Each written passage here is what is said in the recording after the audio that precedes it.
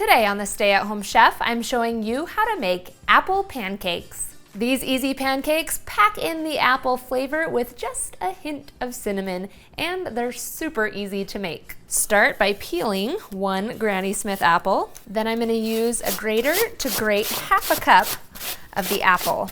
Set that aside for a second while we make our batter. First, you'll sift 1.5 cups of all-purpose flour, as well as 2 tablespoons of sugar, 2 teaspoons of baking powder, and 1 teaspoon of baking soda, and half a teaspoon of salt. Sift this all into a mixing bowl. Now, sifting is an optional extra step, but it does make for a fluffier pancake. Next, we'll whisk in 1.25 cup of milk or buttermilk. Buttermilk also makes for a bit of a fluffier pancake. 2 eggs, 1/4 cup of unsweetened applesauce, and 1/4 teaspoon of cinnamon. Whisk this all together.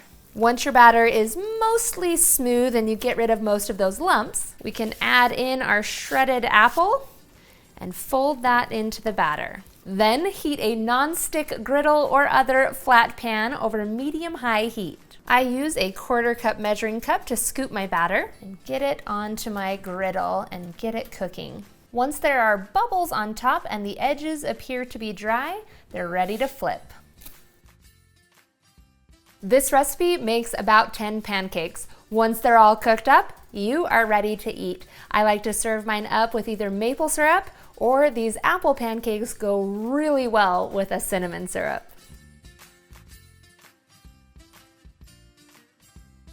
Thanks for watching. You can find the full written recipe in the video description. Be sure to subscribe, like, and follow, and check out the rest of my videos where you can find hundreds of restaurant quality recipes you can easily make at home.